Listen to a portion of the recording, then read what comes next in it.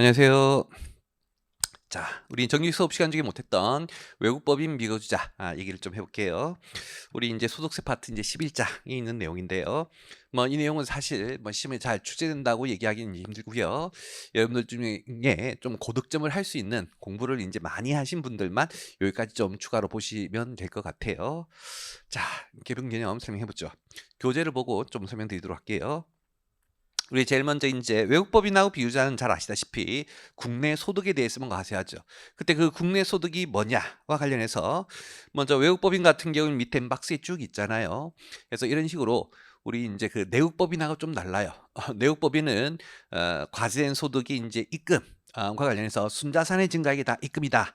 라고 해서 포괄주의 방식으로 규정되어 있다 했잖아요. 하지만 외국법인 같은 경우에는 비거주자도 마찬가지인데 개인 소득과 마찬가지로 국내 열거된 소득에 대해서만 과세하고 열거되지 아니한 소득에 대해서는 과세하지 않아요. 그때 이제 열거된 것들이 이제 첫 번째 보시면 뭐 이자, 배당, 부동산 소득이 있는데 이 부동산 소득은 그냥 부동산 임대 소득이다. 라고 정도 이해하시면 되겠고요. 그 다음에 선박 임대 소득, 사업 소득, 인적 용역의 소득, 그리고 이제 부동산 양도소득, 우린 잘 알고 있는 부동산 처분이라고 이해하시면 되겠고, 자, 그다음에 이제 넘겨서 사용료 소득, 우리 이제 대표적으로 저작권 이제 사용하게 해주고 대가 받는 거 이런 것들이 여기 속해요. 그다음에 이제 유가증권 양도소득, 주로 이제 주식 처분하는 것들이겠죠. 그리고 이제 기타 등등의 소득 이런 것들이 있어요. 자, 일단 이제 우리 이제 외국법인 쪽 설명 먼저 다 하고, 그다음에 이제 비거자 설명하고 이런 식으로 할게요. 다시 이제 오른쪽 페이지 보시면 국내 사업장의 개념과 범위에서 나오는데 이 비거주자하고 외국법인에서는 국내 사업장이 굉장히 중요해요. 기본적으로 이제 국내 사업장 있으면 종합과세하고 국내 사업장 없으면 분리과세하는 개념이기 때문에 그런데 그것에 대한 상세한 설명은 좀 이따 하도록 하고요. 자, 그때 국내 사업장이 뭐냐? 근데 시험에 잘 나와요. 동그라미 1번에 보시면 국내 사업장이란 국내에 존재하는 사업의 전부나 일부를 수행하는 고정된 장소다라고 했죠. 우리 이제 부가세에서 보시면 사업장이란 사업의 전부나 일부였지 꼭 전부를 해야만 사업장은 아니었잖아요. 여기도 마찬가지네요. 전부나 일부를 수행하는 고정된 장소, 부가세의 사업장 정의하고 뭐 유사하게 이해하시면 되겠죠. 그다음에 동그라미 이제 이번에 종속 대리인 특례인데 이거 보면 외국법인 등이 고정된 장소를 갖추고 있지 않더라도 그래서 외국법인이 이제 국내에 사업장이 별도로 없다는 것이죠. 하지만 그렇다고 할지라도 종속 대리인을 두고 사업을 경영하는 때에는 종속 대리인의 사업장 소재지에 국내 사업장을 둔 것으로 본다. 그래서 종속 대리인이란 뭐 쉽게 얘기해서 뭐 나의 꼬붕이다 생각하시면 돼요. 그래서 외국법인 비고자 시킨 대로 모든 뭐 계약상의 업무라든지 이런 것들 다 하는 자를 얘기한다라고 생각하시면 되겠고, 그래서 이렇게 종속 대리인의 국내에 사업장이 있으면 외국법인도 국내 사업장이 있는 것으로 본다. 자, 그다음에 넘겨서 갈로 2번. 자, 그때 이제 법에서는 이러한 장소는 국내 사업장이 많고 이러한 장소는 국내 사업장이 아니다라는 규정이 있는데 이것도 시험에 잘 나오니까 좀 기억하시죠. 근데 우리가 이제 제대로 전부 다 기억하기가 힘드니까요. 어떻게 기억하시면 좋으냐면 먼저 왼쪽이 이제 국내 사업장이고 오른쪽이 이제 우리는 특정 활동 장소라고 하는데 이 특정 활동 장소는 다시 밑에 박스에 보시다시피 국내 사업장에 해당하지 않는가하고 해당하는 경우 나눠요. 근데 이제 그거를 다 제대로 외우기 힘드니까 시험은 항상 법문구 그대로 나올 거야. 그럼 거기 보시면 특정 활동 장소라고 돼 있는 것들 끝에 전부 다 뭘로 끝나요? 일정한 장소로 끝나죠. 그러면 이제 기본적으로 법문구에 일정한 장소가 나오면 이 특정 장소이니까 무조건 이제 국내 사업장이 되는 것은 아니겠구나라는 정도 알고 계시고, 이제는 다시 이제 왼쪽 국내 사업장에 해당하는 장소인데 첫 번째가 이제 지점 혹은 뭐 상점, 세 번째 공장까지야 뭐 쉽게 여러분들이 이해할 수 있겠죠. 이런 것들은 이제 부가세에서도 전부 다 사업장으로 보는 사건들이잖아요. 이제 여러분들이 좀 이제 주의할 것이 갈로 4하고 갈로 5인데 갈로 4에 보시면 6개월을 초과하여 존속하는 건축 장소 있죠. 여기 시험에 여러 번 출제됐어요. 그래서 이것은 사업장으로 본다는 거 주의하시고. 그다음에 이제 갈로 5번에 동그라미 1번 보시면 용역의 제공이 계속되는 12개월 중 6개월을 초과하는 기간 동안 용역이 제공되는 장소. 그래서 앞에 건축 장소도 6개월 초과고 여기 용역도 6개월 초과이면 이제 국내 사업장을 본다는 거. 다만 이제 동그라미 이제 2번에 예외로 계속되는 12개월 중에 총 6개월을 초과하지 않는 경우로 우리는 기본적으로 6개월을 초과해야만 국내 사업장으로 보는 것이 원칙이지만 유사한 종류의 용역이 2년 이상 계속 반복적으로 수행되는 장소가 있다면 그것도 이제 국내 장소로 본다. 사실은 뭐 동그라미 1, 2번보다는 위에 있는 6개월 초과 건축 장소가 더 잘 나오긴 했어요. 어쨌든 6개월 초과여야만 원칙적으로 사업장인데 6개월 초과 아니더라도 2년 이상 계속 용역이 제공되고 있으면 가능하다는 거 주의를 하시고 뭐 갈로 6번은 참고로 읽어보세요. 이제 그 밑에 갈로 3번. 이제 특정 활동 장소가 이제 국내 사업장으로 볼 거냐 안 볼 거냐 있어가지고요. 이것도 역시 뭐 제대로 이해하기 힘드니까 이렇게만 이해할게요. 박스에 보시면 해당하지 않는 건 두 번째 줄에 예비적 보조적이다. 그래서 어떤 외국법인이 이제 사업 활동을 하는데 이 특정 활동 장소가 봤더니 뭔가 주된 활동은 아니고 주된 활동이 그냥 예비, 보조에 불과하다면 국내 사업장이 아닌 것이다.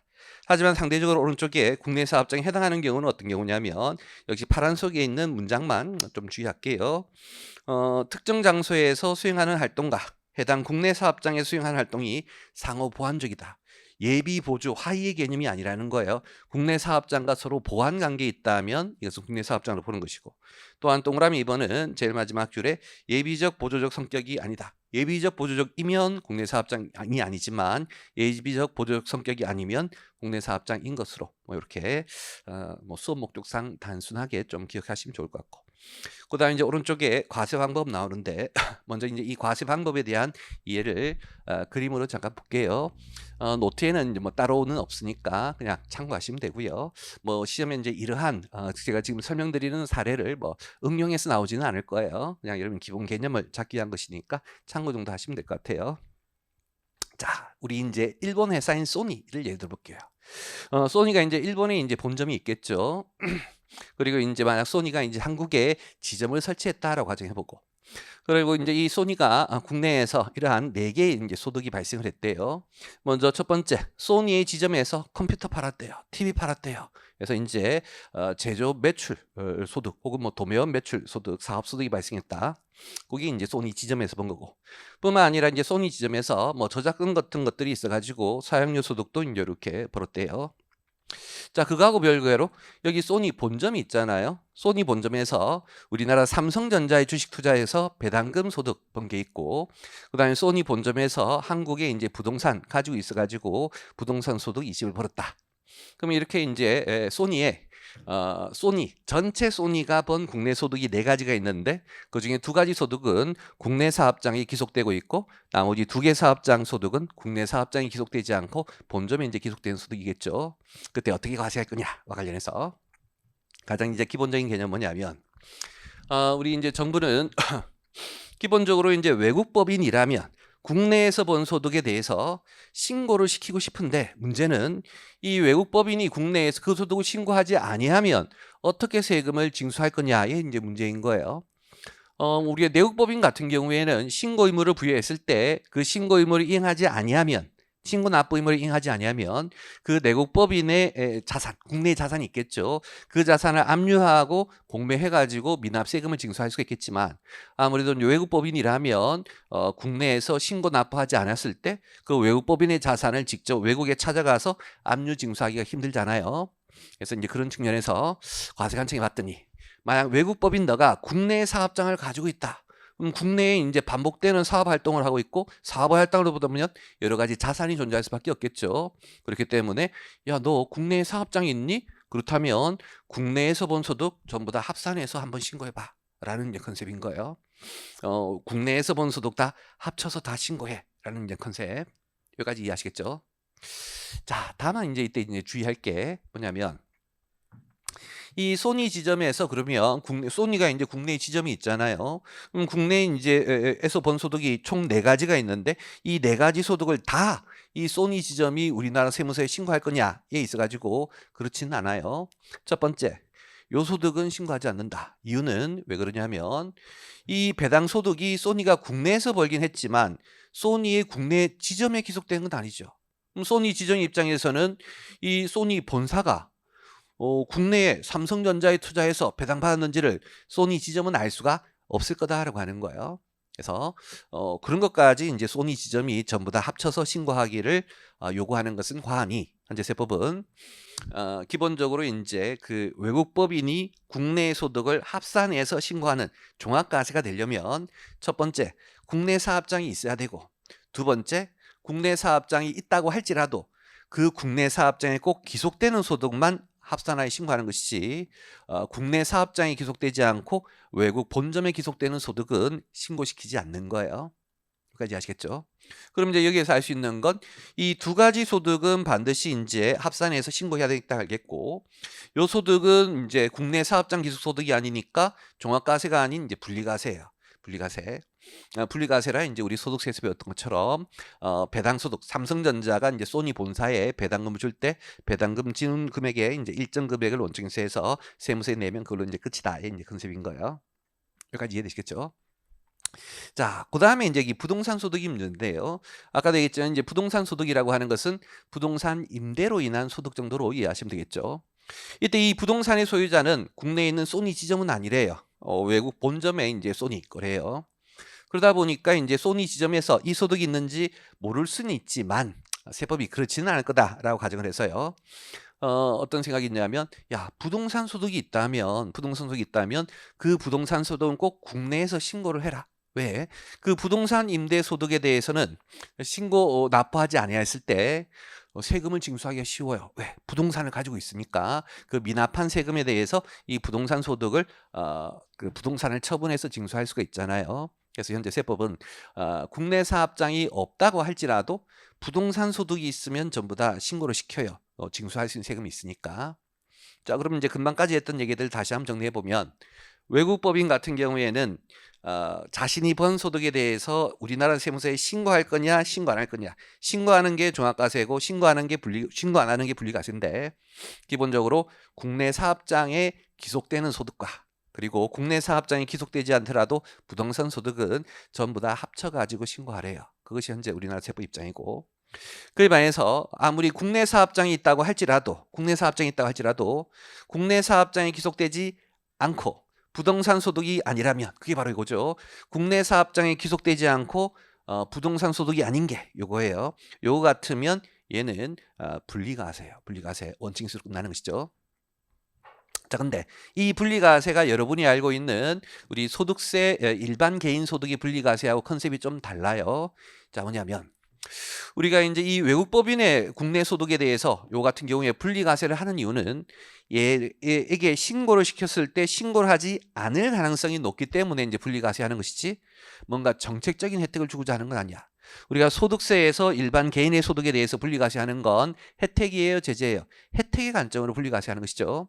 근데 우리 외국 법인의 소득에 대해서 분리과세하는 건, 야, 그래, 너 우리나라에 세금 신고 안 하고 탈세할 것 같으니까 분리과세로 세금 적게 내게 해줄게. 얘 그 관점이 아니라는 것이죠. 그 관점이 아니라 얘한테 신고 의무 부여해봤자 제대로 세금을 안 낼 것 같으니 이제 지급자가 이제 그 지급하는 소득에 대해서 듬뿍 뜯어서 원칙수를 해라는 컨셉인 거예요. 즉, 외국 법인의 분리과세는 신고 납부의 대용의 방법, 또 다른 방법의 이제 컨셉인 것이다. 그래서 이제 어떤 특징이 있냐면, 우리 원래 이제 일반적으로 원칙수 할 때 이자나 배당은 14% 하잖아요. 근데 외국 법인의 분리과세가 되는 이자 배당만큼은 14%가 아니라 20%예요. 20%. 이 20%는 그 법인세 신고한다면 이 정도는 내야 되지 않겠니? 이게 이제 컨셉인 것이죠. 뭐 그러한 관점으로 이해하시고, 좀 이제 어려운 개념인데요. 이게 굉장히 중요해요. 금방 이해가 굉장히 중요하다. 다시 한 번 더 강조하고 넘어갈게요. 외국 법인 같은 경우에는 국내 소득을 법인처럼 항상, 내국 법인처럼 항상 종합과세하는 것은 아니고, 종합과세하는 것도 있고 분리과세하는 것도 있는데, 어떤 소득을 종합과세한다고? 국내 사업장에 기속되는 소득 하나랑 그리고 부동산 소득 하나랑. 부동산 소득은 국내 사업장 기속하고 상관이 없어요. 요놈들만큼은 무조건 국내에서 신고를 시키는 것이고, 상대적으로 국내 사업장에 기속되지도 않고 부동산 소득도 아닌 소득은 항상 분리과세로 끝나고, 그때 분리과세는 혜택을 주는 분리과세가 아니라 종합과세 했을 때 내야 될 세금만큼 뜯겠다의 분리과세이기 때문에 이자 배당 같은 경우에는 14%가 아니라 몇 프로? 20% 원칙수한다. 그렇게 이해하시면 되겠고, 그다음 이제 또 하나 이제 이해해야 될 게 이제는 이 소니가 한국에 지점 없어요. 또한 소니가 한국에 부동산 소득도 없어요. 그럼 이렇게 국내 사업장도 없고 부동산 소득도 없다는 것은 절대로 얘는 신고하지 마의 컨셉인 거예요. 왜? 신고 의무를 부여했을 때 미납한 세액에 대해서 과세관청이 징수할 수가 없으니까 이럴 때는 이제 소니 너가 국내에서 받는 소득은 전부 다 원칙수 분리과세로 끝났게 이제 기본 컨셉이죠. 그러면 이제 이 배당 소득 우리 이제 아까 공부했던 것처럼 분리과세 되겠죠. 그다음 이제 또한 이제 이 부동산 양도소득인데 얘가 이제 좀 특별해요. 우리나라 정부는 이제 옛날부터 이 부동산의 매매, 부동산의 처분을 항상 제대로 관리하겠다는 거예요. 그래야지만이 이제 부동산 투기도 방지하고 여러 가지 이제 세금 과세를 위한 정보를 조회할 수가 있기 때문에 현재 우리나라 과세관청 입장은 야, 미안한데 국내 사업장이 있건 없건 부동산 소득이 있건 없건 상관없이 너네 외국법인이 국내에서 부동산 팔았지? 부동산 팔았다면 반드시 신고를 해라는 입장인 거예요. 이것이 설령 국내 사업장이 기속되지 않는다고 할지라도 상관없다. 얘는 반드시 신고를 해야 돼요. 자, 근데 이제 이때 다시 또 이제 하나 주의할 거. 근데 이제 문제는 정부가 이거 우리가 꼭 부동산 거래 정보 알고 싶으니까 꼭 신고를 해줘. 라고 했을 때 외국법인 신고하면 문제가 없는데 그 외국법인 신고하지 않을 수 있죠. 그럼 신고하지 않게 되면 그 미납한 세금을 어떻게 징수해요? 징수할 수가 없잖아요. 그래서 우리 다른 소득들은 국내 사업장 기속되지 않으면 전부 다 분리과세로 끝났었잖아요. 근데 얘도 국내 사업장 기속되지 않으니까 분리과세로 끝나야 되되 신고하지 않으면 거래 내역 파악이 좀 힘드니까 우리가 이제 신고를 이제 시켰죠. 근데 이제 신고 의무를 부여해봤자 신고 안 하고 튈 수 있는 경우가 많으니 이를 이제 보완하기 위해서 법은 요 양도소득에 대해서 반드시 원천징수를 하래요. 그때 이제 이렇게 분리과세로 끝나는 소득의 원칙수는 우리가 완납적 원칙수라고 하고 지금처럼 원칙수 했지만 다시 별도로 신고해야 되는 것은 예납적 원칙수인 것이겠죠. 그래서 기본적으로 분리과세는 맞아요. 다른 거하고 합쳐서 신고하는 건 아닌 거예요. 얘만 이제 따로 신고하는 우리 소득세에서 배웠던 신고납부 분리과세라는 용어 들어봤었죠. 그래서 원칙수하고 다시 이제 별도로 얘만 이제 따로 신고하는 그런 컨셉인 것이죠. 근데 이때도 오해하시면 안 될 게 이 원칙수는 뭐 때문에 하는 거라고? 얘가 신고하지 않고 튈 수 있기 때문에 그럼 이제 미납세금을 징수하기 어렵기 때문인 것이겠죠. 근데 만약 이 부동산 양도소득이 이 소니의 소니 지점 국내 사업장에 기속이 된대요. 항상 우리가 국내 사업장에 기속이 되는 소득은 분리과세가 아니라 종합과세예요. 그래서 그때는 이제 이게 소니의 지점이 알아서 이제 세금 신고해야 되고 미납하면 정부가 이제 국내 사업장의 재산을 징수할 수 있기 때문에 그때는 국내 사업장이 기속되는 양도소득이라면 그때는 다른 소득과 합쳐서 신고하고 그걸로 끝나지 원칙수는 하지 않아요. 근데 이제 국내 사업장이 기속되지 않는 소득만큼은 똑같이 이제 원칙수를 하되 다만 얘가 신고도 하고 원칙수 하되 우리 이제 아까 했던 이 원칙수는 신고하지 않고 튈 수 있으니까 미리 뜯겠다의 관점인 것이겠죠. 결론 부동산 양도소득이 항상 원칙수하는 건 아니고 국내 사업장이 기속되어서 종합과세가 되면 원칙수하지 않는 것이고 국내 사업장이 기속되지 않아서 분리과세가 되는 경우에 한해서만 원칙수하는 것이고 분리과세의 대상이지만 특이하게도 신고까지 하는 신고납부 분리과세의 개념이 되는 것이다. 뭐 그렇게 좀 이해해 주시면 되겠어요. 자, 금방 했던 이제 개념들 법문장으로 이제 볼 것이고 여러분들이 최종적으로 기억할 건 그 법문장이에요. 자, 5페이지에 거기 과세방법에서 관로일법인 보시죠. 처음이 국내 사업장이나 부동산 소득이 있는 경우 아까도 강조했었죠. 국내 사업장이나 부동산 소득이 있으면 어떤 컨셉? 미납세금이 있었을 때 국내에서 재산을 압류 징수할 수 있고 이렇게 된다면 어떻게 하라고? 종합과세 하라고. 그때 이제 동그라미 1번에 국내 원천 소득을 종합하여 과세하되 동그라미 2번에 국내 사업장과 실질적으로 관련되지 않거나 국내 사업장이 기속되지 않는 소득은 분리과세한다. 그래서 아주 중요한 개념. 우리가 국내 사업장이 있다고 할지라도 모든 소득을 종합과세하는 것은 아니고 국내 사업장 기속되지 않으면 국내 사업장 기속될 때만 종합과세고 기속되지 않으면 분리과세예요. 근데 다만 이때 국내 사업장이 기속되지 않는 소득이라고 할지라도 관로 안에 부동산 소득만큼은 제외니까 부동산 소득이 있으면 항상 종합과세예요. 그다음 다시 이제 그 밑에 국내 사업장도 없고 부동산 소득도 없다. 그럴 때는 이제 오른쪽에 분리하여 이제 과세한다.가 이제 우리 두 번째 봤던 그림이죠. 이제는 박스 밑에 이제 별표 1번. 이 별표 1번은 이제 위에 종합과세에 붙어 있죠. 자, 이 뭐 뜻이냐면 우리가 이제 종합과세 할 때는 내국법인하고 똑같아요. 그래서 종합과세 대상이 되는 소득들 다 합쳐가지고 각사소득과하고 이월결손금, 비과세 뭐 그런 것들 다 빼는 뭐 이런 식의 컨셉인데, 그때 우리 2월 결손금 할 때 이제 하나 주의할 게, 내국법인 같은 경우에는 각사소득의 80%가 원칙이 돼 중소기업이나 특정법인이면 100% 한도 있잖아요. 근데 외국법인은 항상 80%예요. 왜냐? 외국법인은 중소기업이란 개념이 없어요. 그냥 외국법인을 불과한 것이다. 중소기업은 전부 다 우리나라 내국법인에 대해서만 적용되는 개념이에요. 그래서 이거 보면 별표 1에 국내 소득을 종합하여 과세할 때 과표 계산 시 차감하는 2월 결손금. 이때 2월 결손금은 국내에서 발생한 결손금에 해당한다. 당연하겠죠. 국내 소득만 우리가 과세하니까 국내 결손금만 빼는 것이고, 그때 범위는 각사 소득의 80%만 하지 내국법인처럼 100%짜리 한도는 없다. 그 다음에 이제 별표 2. 우리 이제 분리과세할 때 국내 사업장이 기속되지 않아서 분리과세하든 국내 사업장이 없어서 분리과세하든, 그때 분리과세할 때는 원천징수로 과세를 종결하지만 다만 예외적으로 부동산 양도소득만큼은 원징수할 뿐만 아니라 신고납부도 한다. 그래서 이제 신고납부 분리과세한다 했고, 그때 이제 주의할 것 아까도 얘기했지만 부동산 양도소득이 국내 사업장에 기속되면 종합과세고, 종합과세일 때는 양도소득은 원래 원칙세 대상이 아니잖아요. 참고로 여러분들 아시죠? 우리 법인의 원칙세 대상 소득은 딱 두 가지, 이자하고 투자신탁이익이라고. 그래서 이제 종합과세가 될 때는 그 이자하고 투자신탁이익만 원칙수하고 다른 소득들은 원칙수하지 않아요.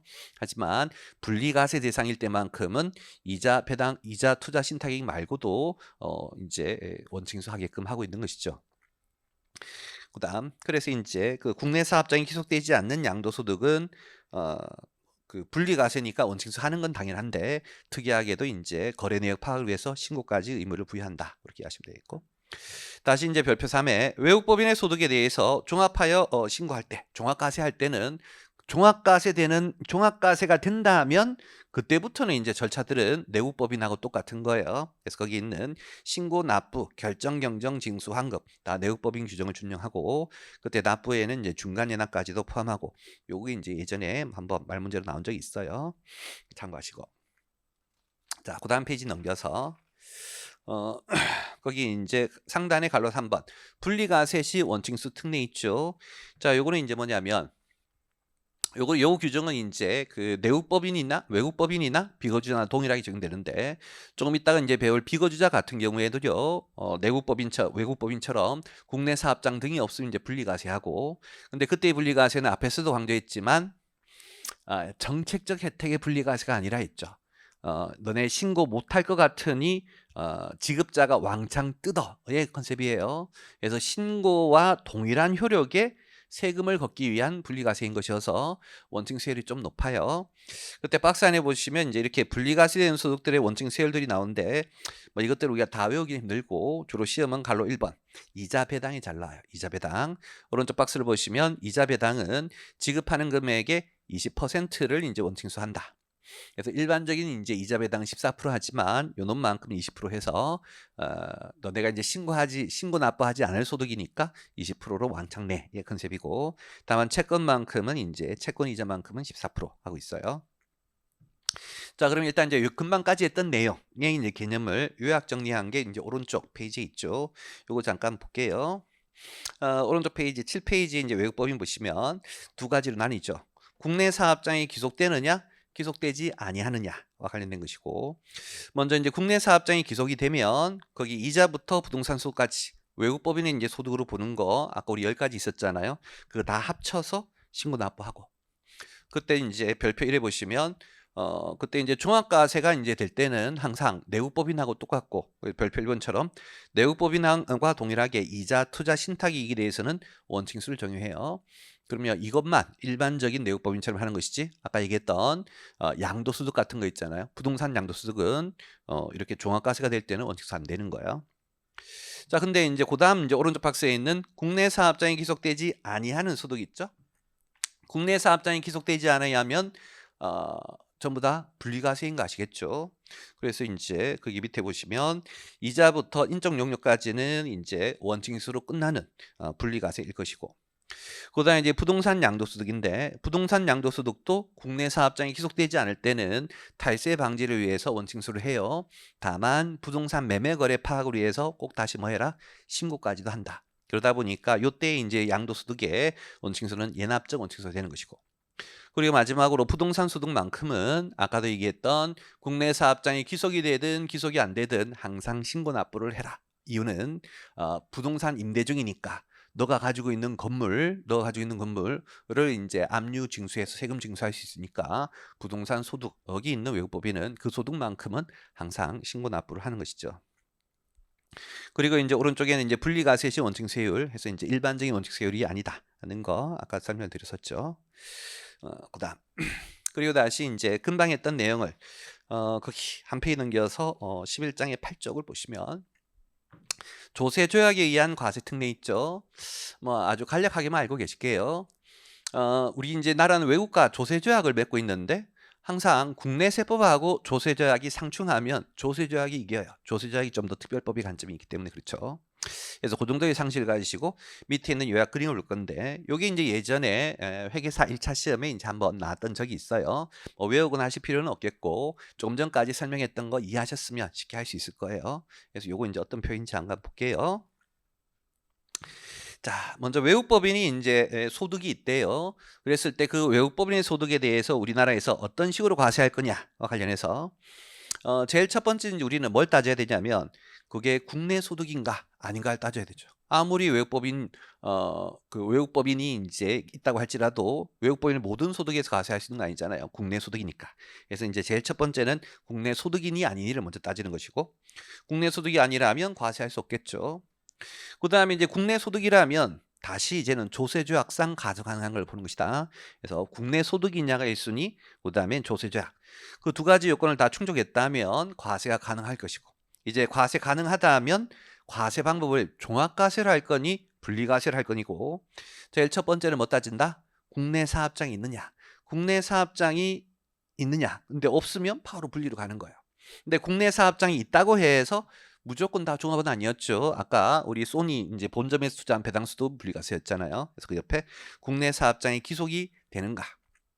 그래서 결국 국내 사업장 기속이 가장 중요한 것이겠죠. 국내 사업장 기속이 이제 된다면 종합과세가 될 것이고, 하지만 국내 사업장이 없거나 있더라도 국내 사업장이 기속되지 않으면 분리과세가 적용될 것이고, 분리과세가 적용되니까 이자 말고도 모든 국내 소득이 다 원칙세 대상이 되는 거예요. 다만 아까 얘기했듯이 양도소득만큼은 원칙수 분리과세로 끝나는 것이 아니라 신고 납부까지 해야 되고, 또한 부동산 소득만큼은 국내 사업장 기속이 안 되더라도 신고해야 된다. 그래서 실제로 이제 시험에 나온 내용은 거기 파란색 세무 있잖아요. 파란색 그 다이아몬드 있죠. 1순위 국내 소득, 2순위 조세조약 가능하냐, 3순위 국내 사업장 있느냐, 4순위 국내 사업장 기속이 되느냐. 그래서 이제 그 1, 2, 3순위의 순서를 이제 물었던 이제 문제가 있었어요. 그래서 그 정도 참고하시고, 다시 이제 그 밑에 있는데 요거는 이제 요 표로 설명해 보면 분리과세 원칙 수시 적용 세율의 결정. 자, 이건 뭔 뜻이냐면 우리 이제 기본적으로 이제 분리과세가 될 때 원칙 세율이 일반적인 원칙 세율보다 좀 높았죠. 특히나 이제 이자 같은 경우에는 14%가 아닌 20%였잖아요. 물론 채권 이자는 14%지만 그때 이제 우리나라 세법은 그렇게 분리과세 소득에 대해서 분리과세 이자에 대해서 20%를 원칙하고 싶은데, 우리나라가 외국하고 조세조약을 맺었고 그 조세조약에서 야, 우리나라 법인 만약에 미국이다. 미국과 맺은 조세조약을 봤더니 미국 법인이 한국에서 이자 받으면 조약에서 10%밖에 원칙수하지 마라고 제한이 걸려 있대요. 그래서 이제 이런 식으로 조세조약에서 최대 원칙수율이 얼마다라고 이제 정해져 있는 걸 우리는 제한세율이라고 해요. 그러면 이제 최종적으로 원칙세율을 적용할 때는 국내법상 원래 이제 국내법상의 원칙 세율이 아까 분리과세시 20% 있잖아요. 근데 이제 만약 제한 세율이 이제 10%다라고 하면 조세조약이 우선이기 때문에 그때는 예스로 가서 10% 이제 제한 세율이 적용되는 것이고, 상대적으로 이제 미국하고의 이제 조세조약의 제한 세율이 25%다. 그러면 이제 국내 세율인 20%가 적용이 된다. 뭐 그런 관점인 거예요. 참고하시고. 자, 그 다음에 다시 이제 어디로 돌아가시냐면 6페이지로 돌아가세요. 6페이지 돌아가서 거기 하단에 이제 세부 사항에서 이제 1번, 2번이 있는데요. 뭐 여기 뭐 굉장히 중요하다고는 할 수 없지만 과거의 시험에 한 두세 번 정도 출제되었던 것 같아요. 기억에. 그렇기 때문에 요 세부 사항의 내용도 좀 알고 계셔야 되겠다. 먼저 이제 1번 항목이 조세조약상 비과세, 면제, 제한세율 적용을 위한 원칙 특례 있죠. 이제 먼저 설명드리면 자, 이러한 외국법인, 참고로 이제 이 내용은 비거주자도 똑같이 적용되는 거예요. 외국법인이든 비거주자든 그 자들에게 이제 특정 소득을 준대요. 그럼 특정 소득을 줄 때 국내 사업장 등이 기속되지 않으면 분리과세해야 되는 거 아시겠고 그때는 원칙수는 없잖아요. 근데 상대방이 야 나는 미국 사람이기 때문에 한국 세율로 적용하지 말고 제한 세율로 해. 혹은 조세조약에서 내가 받는 소득 비과세야. 뭐 이런 것들이 있을 수가 있잖아요. 근데 이제 문제는 지급자는 그걸 알 수가 없잖아요. 그렇기 때문에 법은 어떻게 하고 있냐면 소득의 수령자가 지급자한테 내가 조세조약상 비과세 될 놈이고 면제될 놈이고 제한세율이 적용될 놈인지를 먼저 입증을 해야 돼요. 그래서 이제 입증을 해서 이제 하게 되면 그때는 이제 그 비과세이거나 제한세율이 적용되겠지만 특별히 이제 그러한 입증을 못하거나 신청을 하지 않는다면 일반적인 국내 세율로 원칙인수가 되는 것이겠죠. 뭐 그거 얘기하는 거예요. 한번 읽어보면 국내 원천소득의 실질 기속자인 외국법인이나 비거주자가 조세조약상 비과세, 면제, 제한세율을 적용받으려고 하는 경우에는 비과세 신청서, 면제 신청서, 제한세율 적용 신청서와 같은 신청서를 제출해야 되고 뿐만 아니라 본인이 실질 기속소득자이라는 것을 증명을 해야 돼요. 그래서 이제 이러한 서류들, 신청서하고 실질 기속 증명자를 제출해야 되는 것인데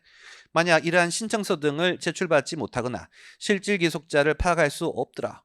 그럼 이제 주는 놈은 얘가 특별한 놈인지 알 수가 없잖아요. 그럴 때는 이제 법인세 혹은 소득세법상의 일반 원칙세율 아까 같으면 이제 분리과세 원칙세율 20% 적용하라는 뜻이겠죠. 자 그렇게 해서 이제 20% 뜯은 거야.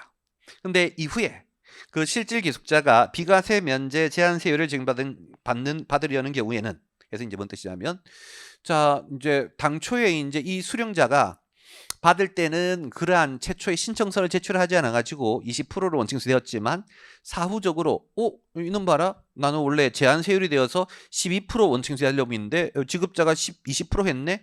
그러면 이 원천징수 20% 당한 소득의 수령자가 사후적으로 경정 청구를 해가지고 세금을 돌려받을 수가 있어요. 그거 관련된 얘기다. 이거 보면 그렇게 이제 20%로 원칙수 된 놈이 사후적으로 비과세, 면제, 제한세율을 지급받으려는 경우에는 실질 기속자 혹은 소득지급자가 원천징수된 날이 속한 달의 다음 달 11일부터 여기 이제 올해 개정된 내용이에요.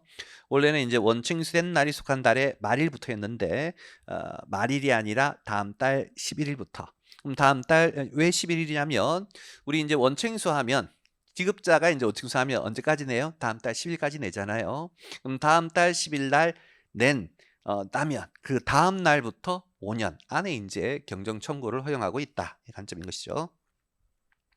물론 이제 후발적 사유가 있을 때는 이제 3개월일 것이겠고 그때는 이제 소득지급자나 원칙수 의무자의 납세지관의 세무서장에게 경정을 청구할 수 있다.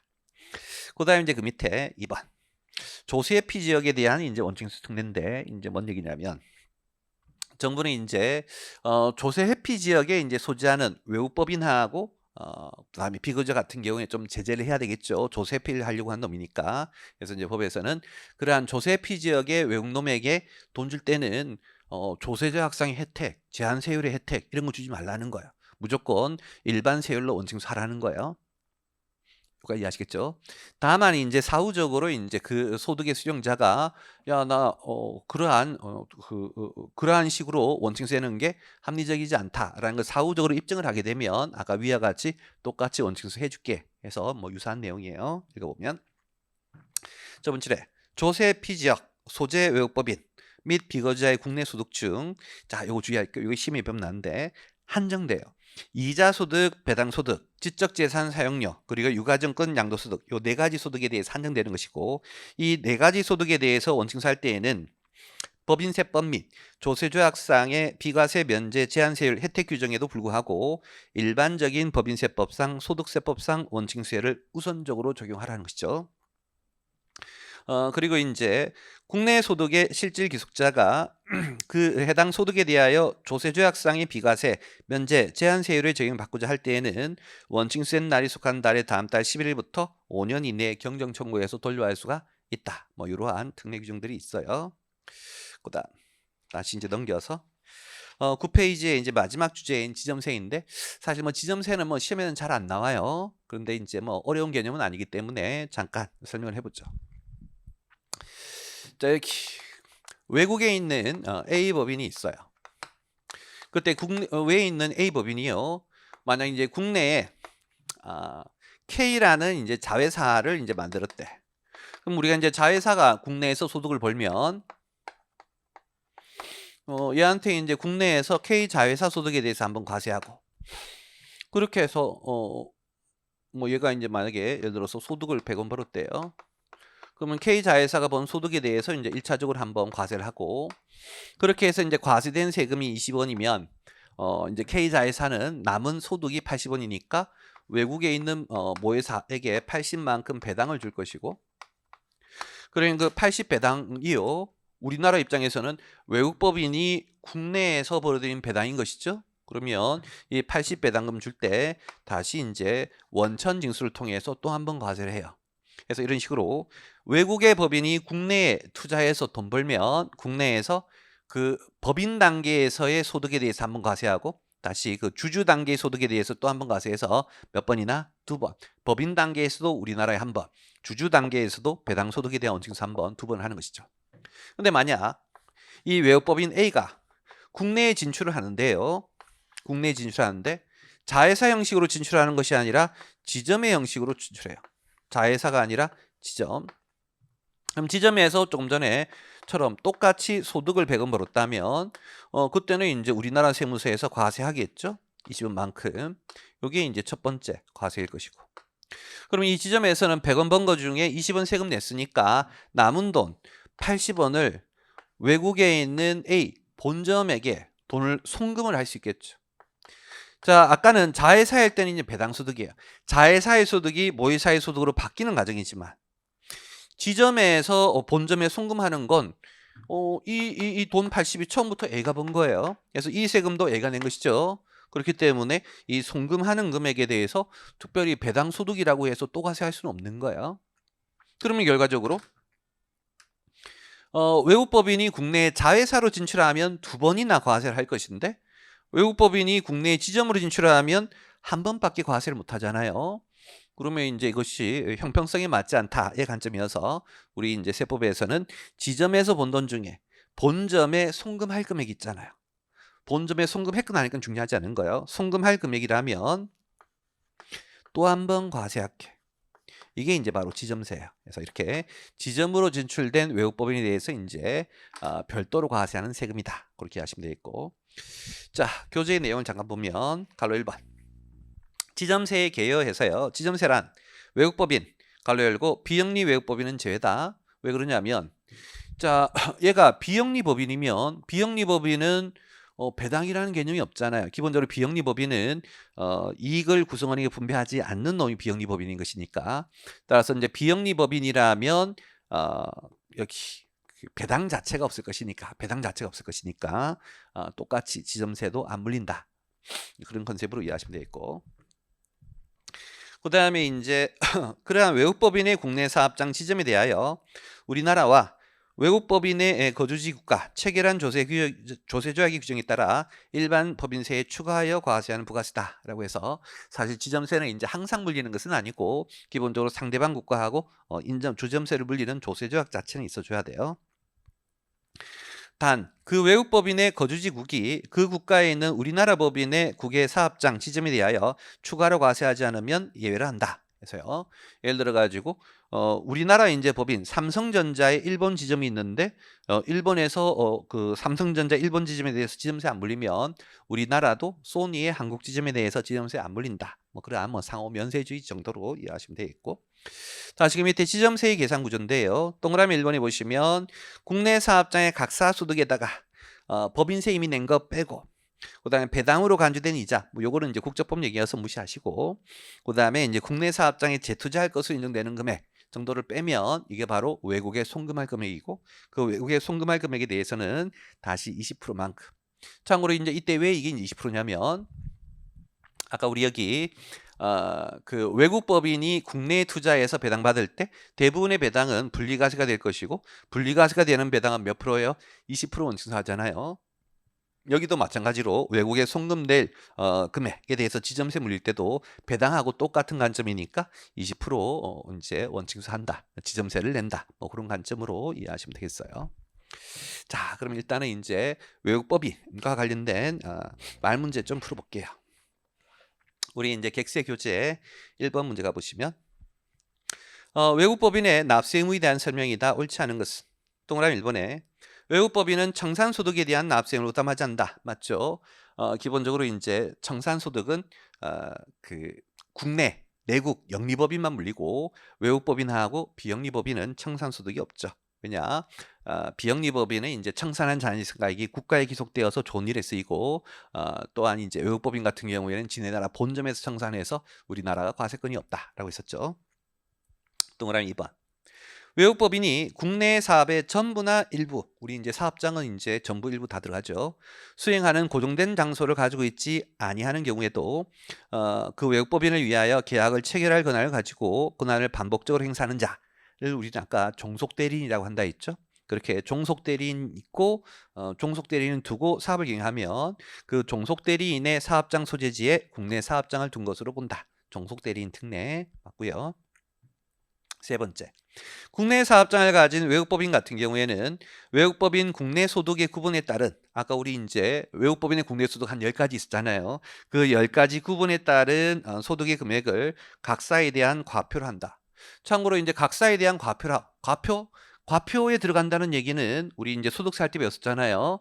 종합과세라는 표현과 분리과세라는 표현이 있을 때 종합과세라는 표현이 과표에 합산한다가 종합과세고, 과표에 합산하지 않는다가 분리과세를 했죠. 그럼 지금처럼 그 10개의 소득을 과표에 넣는다라는 표현은 종합과세라는 거예요. 즉 쉽게 기억하면 국내 사업장이 있으면 다 종합과세야 라는 표현인데 틀렸죠. 아까도 봤지만 국내 사업장 있고 국내 사업장이 꼭 기속이 되어야만, 기속되는 날만 종합과세인 것이지 국내 사업장이 있더라도 국내 사업장이 기속되지 않으면 분리과세예요. 그래서 3번이 틀린 표현이고. 네 번째, 외국법인의 국내 사업장에는 지점, 사무소, 영업소 이런 것들을 포함한다. 맞죠?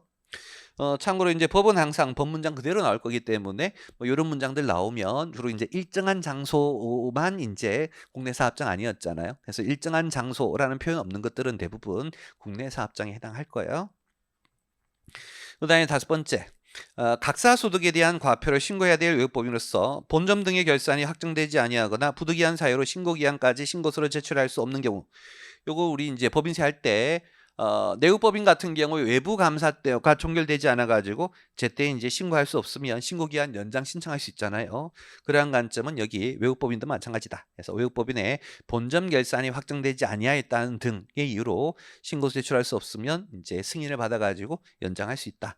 앞에 외국법인 본문에서 안 배웠지만 똑같이 적용되는 것으로 알고 계시고. 자, 이제는 넘겨서 3번. 외국법인이나 비거주자의 국내 사업장은 국내에 존재하는 사업의 전부나 일부를 수행하는 고정된 장소를 말하는데 다음 중 국내 사업장으로 볼 수 없는 것은 동그라미 1번에 이제 상점, 동그라미 2번에 6개월 초과하는 건축 장소, 이것들은 자 사업장 맞죠? 근데 동그라미 3번에 광고 활동을 수행하기 위해 사용하는 일정한 장소, 드디어 일정한 장소라는 표현 나왔죠. 우리 이제 일정한 장소라는 표현이 있으면 이것은 특정 장소고, 특정 장소이면 국내 사업장일 수도 있고 아닐 수도 있는데 뭐이면 아니라 했어? 예비적 보조적이면 아니라 했죠. 그래서 그 옆에 예비적 보조적 활동이라는 장소니까 얘가 국내 사업장이 아니라는 거 알 수 있고요. 나머지 뭐 사업은 여러분 보시고, 그 다음에 이제 그 밑에 5번 가보시면 옳지 않은 것은 첫 번째, 국내 원천 소득으로서 국내 사업장과 관련되지 않거나 국내 사업장이 기속되지 않는 소득은 원칙수 분리과세한다. 인데요. 얼핏 보면 이 문장 맞는 표현 같지만 틀렸어요. 왜 틀렸냐면 우리 이제 국내 사업장이 귀속되지 않으면 기본적으로는 분리과세인 것이죠. 다만 항상은 아니다. 예외가 있었잖아요. 예외. 대표적인 예외가 먼저 부동산 소득이 있죠. 부동산 소득만큼은 어떻게? 항상 부동산 소득만큼은 항상 신고를 해야 돼요. 또한 부동산 양도소득 같은 경우에는 국내 사업장이 귀속되지 않으면 원칙수 하는 것은 맞지만 원칙수로 끝이 아니죠. 신고 납부 분리과세예요. 그래서 원천징수 분리과세가 아닌 신고 납부 분리과세여서 부동산 소득은 신고하는 것이고 부동산 소득은 이제 그래도 신고하는 것이고 부동산 양도소득은 원천징수 후에 신고하는 것이기 때문에 국내 사업장이 귀속되지 않은 소득은 전부 다 분리과세라는 표현은 틀린 것이겠죠. 동그라미 이번에 국내 사업장을 가진 외국법인 또는 국내 사업장이 없더라도 부동산 소득이 있는 외국법인의 뜻이 뭐예요? 종합과세가 되는 놈이죠. 종합과세가 되는 각 연도의 법인세의 신고 납부에 대해서는 기본적으로 우리 이제 내국법인 규정 준용하는 거 아시죠? 원칙적으로 내국법인에 적용되는 법인세 신고 납부 기준 준용한다. 맞고요. and 그 옆에 설명 안 드린 내용인데 참고로 알고 계실게요. 법인세 신고 시 잉여금 처분 계산서 제출 의무는 문제된다.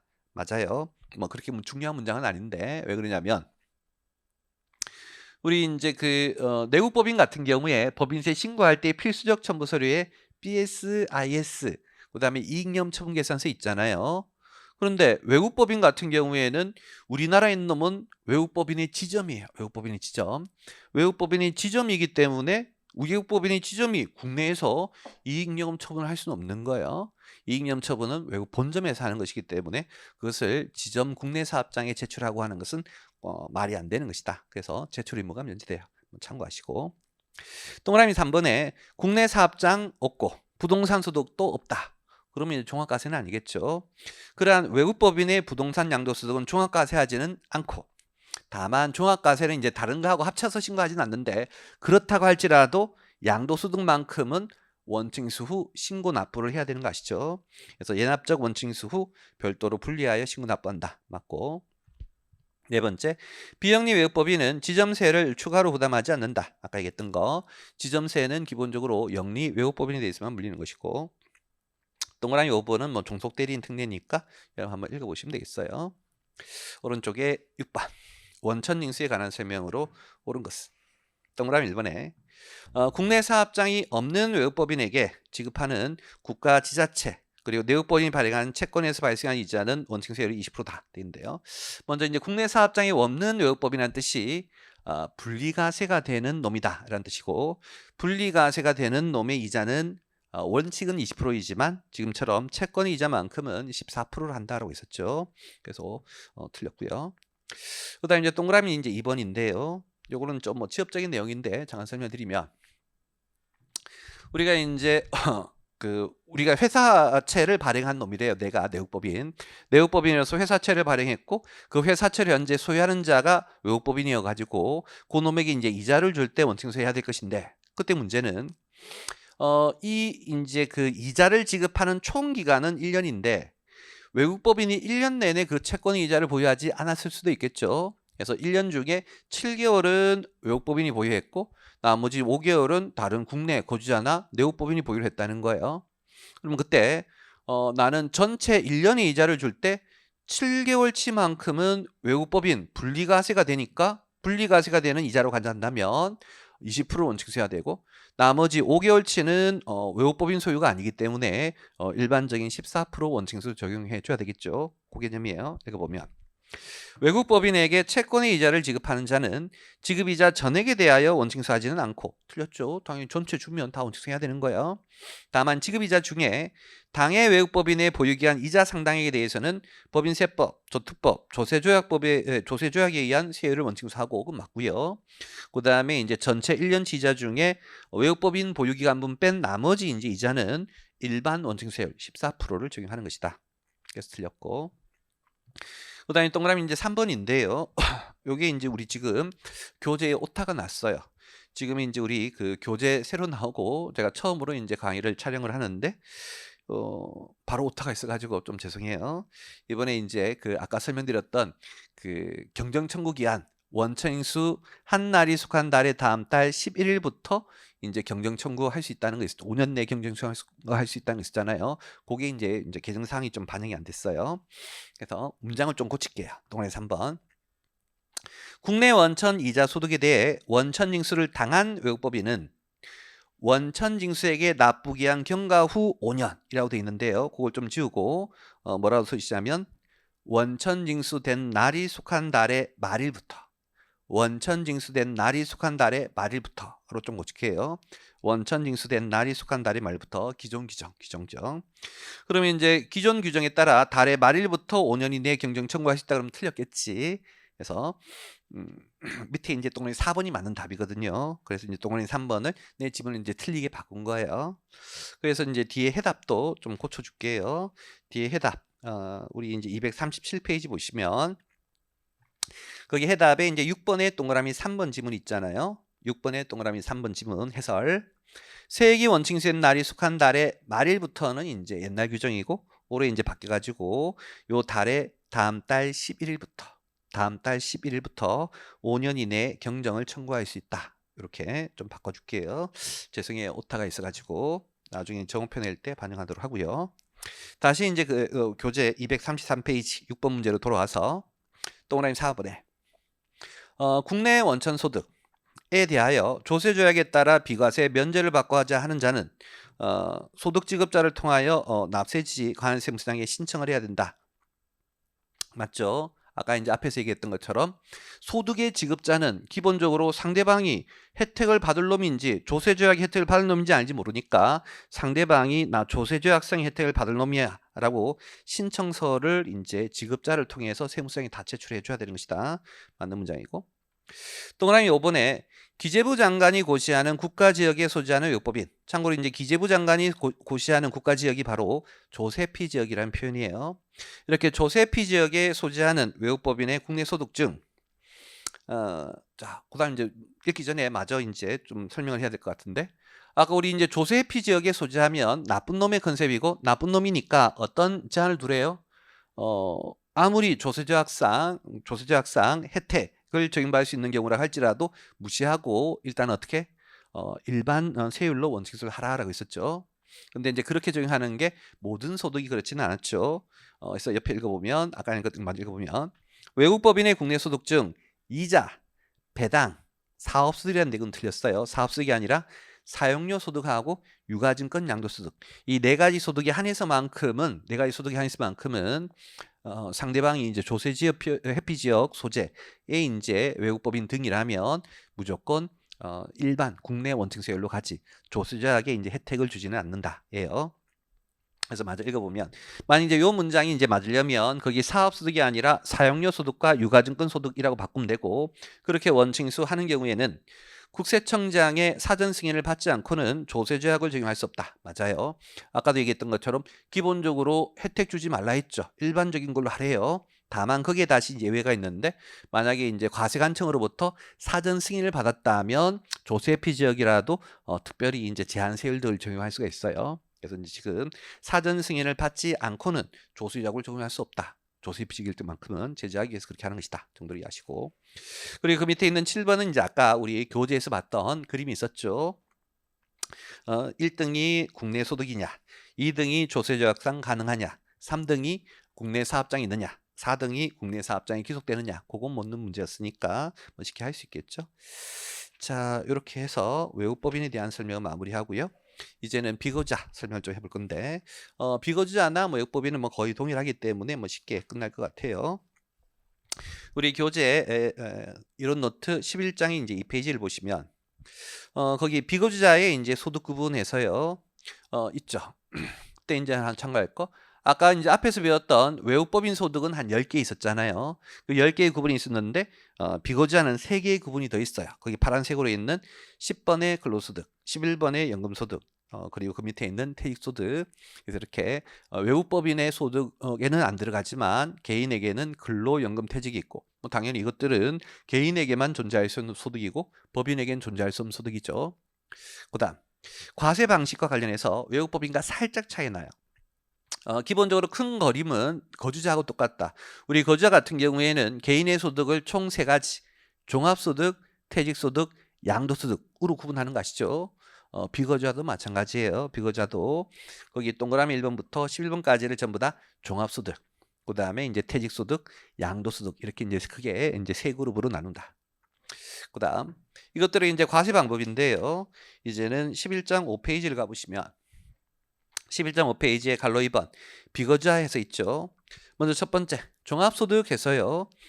종합소득은 우리 소득세 이제 거주자도 보시면 종합과세하거나 분리과세하죠. 여기도 이제 마찬가지예요. 그때 이제 종합과세하는 경우가 뭐냐? 동그라미 1번에 국내 사업장이 있고 부동산 소득이 있는 경우. 그럴 때는 이제 오른쪽에 종합하여 과세하되 국내 사업장에 관련되지 않거나 기속되지 않는 소득은 분리과세한다 해서 위에 있는 외국법인하고 똑같죠. 그래서 결국 핵심은 국내 사업장도 있고 그리고 그 국내 사업장이 기속이 돼야만 종합과세인 거예요. 근데 이제 만약 국내 사업장이 있더라도 국내 사업장이 기속되지 않으면 분리과세인데 뭐만큼은 예외다? 부동산 소득만큼은 예외다. 그거 아시겠죠? 외국법인이랑 똑같아요. 다만 이제 하나 차이가 있다면 아까 우리 외국법인 같은 경우에는 국내 사업장의 기속도 안 되고 그 다음에 부동산 소득도 없다라고 할지라도 부동산 양도소득에 한해서만큼은 어떻게 하래요? 원천징수 신고하라 했잖아요. 근데 여기는 이제 그런 내용이 없죠. 왜 그러냐면 개인은 양도소득이 그게 종합소득이 들어가는 게 아니라 밑에 갈로 2번 별도로 퇴직 양도가 따로 있잖아요. 거기에서 그렇게 하도록 하고 있기 때문에 이제 거기 위에는 표현이 없는 것이다. 그렇게 하시면 되겠고. 그다음에 이제 동그라미 이제 2번 종합소득의 동그라미 2번에 국내 사업장도 없고 부동산 소득도 없으면 오른쪽에 이제 원칙수 분리과세하는 거. 그 다음에 갈로 2번에 퇴직하고 양도는 거주자하고 동일한 방법으로 분류과세해요. 그래서 퇴직소득 같은 경우에는 원칙수로 끝나게 될 것이고 양도소득 같은 경우에는 반드시 신고를 해야 되겠죠. 자, 그때 이때도 주의할 것은 이 양도소득을 신고하는 것은 외국법인이든 내국법인이든 거주자이든 비거주자이든 양도소득을 신고하는 건 항상 똑같아요. 항상 신고를 해야 돼. 문제는 양도소득 신고할 때 원칙수 후 신고할 거냐 원칙수 안 하고 신고할 거냐의 문제인데 그 양도소득이 국내 사업장이 기속이 될 때는 원칙수 안 하고 신고하는 것이고 국내 사업장이 기속이 안 될 때는 원칙수 후 신고하는 거예요. 왜? 국내 사업장이 기속되면 미납할 가능성이 없지만 국내 사업장이 기속되지 않으면 미납할 가능성이 있으니까. 그래서 밑에도 별표 보시면 다만 국내 사업장과 관련되지 않거나 국내 사업장이 기속되지 않는 경우에는 부동산 양도소득은 원칙수하고 국내 사업장이 기속되면 원칙수 안 하는 거예요. 그 다음에 이제 우리 비거주자는 이제 금방 했던 이러한 과세 방법에 대한 기본적인 내용도 시험에 가끔 나오지만 그보다 박스 밑에 별표의 내용들이 더 잘 나왔어요. 별표 1에 비거주자에 대해서 종합과세할 때 과표와 세액의 계산, 신고, 납부 등은 거주자를 똑같다. 그래서 이제 이것도 외국법인하고 있었죠. 외국법인이든 비거주자이든 종합과세가 될 때의 절차들은 내국법인, 비거주자, 거주자하고 다 똑같다. 그렇게 하시면 되겠고. 별표 2번 여러 번 나왔던 문제인데 비거주자는 인적 공제 중 비거주자 본인 외의자에 대한 공제. 그래서 결과적으로 비거주자는 본인에 대한 인적 공제만 돼요. 본인 아닌 다른 가족에 대한 인적 공제 하나도 안 되고 그 옆에 있는 특별소득공제, 자녀세액공제, 특별세액공제도 다 적용되지 않는다는 거. 비거주자 본인의 인적 공제만 된다는 거 꼭 좀 주의하시고. 별표 3번에 인적 영역 소득이 있는 비거주자가 분리과세 규정에도 불구하고 그래서 이제 그 인적 영역 소득이 국내 사업장에 기속되지 않나 봐요. 그럼 분리과세 해야 되겠죠. 그런 규정에도 불구하고 본인이 원해서 확정 신고를 할 때에는 그때는 국내 소득에 대하여 종합하여 과세할 수 있다. 그래서 국내 사업장 없지만 인적 영역 소득이 있으면 전부 다 종합과세 되는 거예요. 다만 이때도 역시 종합과세는 항상 종합소득에 한정하는 것이죠. 갈로 안에 퇴직하고 양도는 함께 종합소득으로 종합과세할 수는 없겠고. 별표 4. 비거주자는 양도세와 관련된 1세대 1주택 비과세 그리고 1세대 1주택 장기보유공제 1년 4%짜리 적용할 수 없다. 그래서 우리 양도소득세 보시면 그 1세대 1주택을 2년 이상 보유하고 처분하면 비과세인 거 아시죠? 그것은 정책적인 배려이고 그 정책적인 배려는 거주자의 한정에서만 해줘요. 비거주자에게는 적용하지 않는 것이고. 또한 우리 이제 그 1세대 1주택 중에 고가주택인 경우에는 장기 보유 공제할 때 보유기간 1년에 4%, 거주기간 1년에 4%에서 특례 공제율이 있잖아요. 그것도 역시 1세대 1주택에 대한 혜택이기 때문에 거주자에게 대해서만 적용하고 비거주자에게 대해서는 적용하지 않는다라고 하는 것이다. 그리고 다음 페이지에 있는 분리가세시 원천징수 특례는 아까 외국법인한테 설명드렸죠. 똑같이 적용하니까 뭐 특별히 다르게 하지 마시고. 다시 이제 오른쪽 페이지에 보시면 비거주자에 대한 이제 과세방법 요약표 있죠. 요거 잠깐 확인해 보면 비거주자 같은 경우에 국내 사업장이 있느냐 없느냐로 나뉘겠고, 먼저 국내 사업장이 있으면 기본적으로 거기 이자부터 부동산 소득까지 종합과세죠. 물론 이제 이때도 국내 사업장이 기속된다는 걸 전제하는 것이고, 근데 오른쪽에 국내 사업장이 없는 비거주자 같은 경우에는 그때는 이제 국내 사업장이 기속되지 않는다는 뜻이고 분리과세가 돼줘야 되겠죠. 다만 여전히 뭐만큼은 부동산 소득만큼은 분리과세가 아닌 신고납부가 된다는 거 알 수 있겠고요. 그 다음에가 이제 퇴직소득인데, 퇴직소득은 항상 거주자하고 똑같아요. 그래서 거주자처럼 분류과세하고 지급자가 원칙수에서 이제 끝나는 것이다. 그다음 이제 부동산 양도소득인데, 국내 사업장이 있으면 일반 거주자처럼 신고하고 끝이에요. 국내 사업장이 기속된다는 전제하면. 다만 이제 오른쪽에 국내 사업장이 기속되지 않는다면 원칙수 후 신고를 하는 것이죠. 됐어요. 자, 이제는 우리 이제 외국 비거주자 문제 조금만 풀어볼게요. 8번을 가보시면 234페이지 이제 8번 비거주와 관련된 다음의 설명 중 틀린 것은 동그라미 1번에 인적 공제 중 비거주자 본인 외의자에 대한 공제. 그래서 아까 얘기했듯이 비거주자는 본인에 대한 인적 공제만 되고 다른 건 안 된다 했죠. 본인 외의자에 대한 공제랑 특별소득공제랑 자녀세액공제, 특별세액공제는 적용되지 않는다. 맞고요. 두 번째, 비거주자의 국내 소득을 종합하여 과세할 때 신고납부, 중간인하까지 포함해서는 거주자의 신고납부와 동일하다. 그래서 항상 종합과세하는 거와 관련된 절차는 거주자, 비거주자 다르지 않다. 세 번째, 비거주자에 대해서 과세하는 소득세는 해당 국내 소득을 종합하여 과세하는 경우와 분류과세하는 경우와 분리과세하는 경우로 구분한다. 맞죠? 큰 틀은 거주자와 똑같다 했죠. 종합, 분류, 분리 다 있다. 비거주자도. 네 번째, 비거주자의 이자 배당에 대해서는 원칙적으로 14%를 원칙한다는 틀렸죠.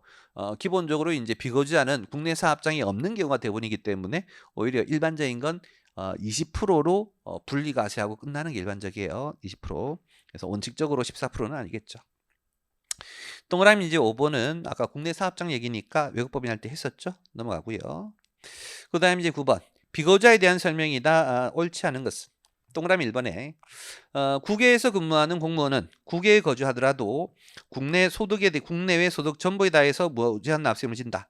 요거는 이제 우리 소득세 1장에서 배웠던 것이죠. 우리나라 공무원은 국내 근무든 외국 근무든 상관없이 항상 거주자로 보니까 이제 외국에 거주하더라도 우리는 국내에 전부 다 납세 의무 맞고요.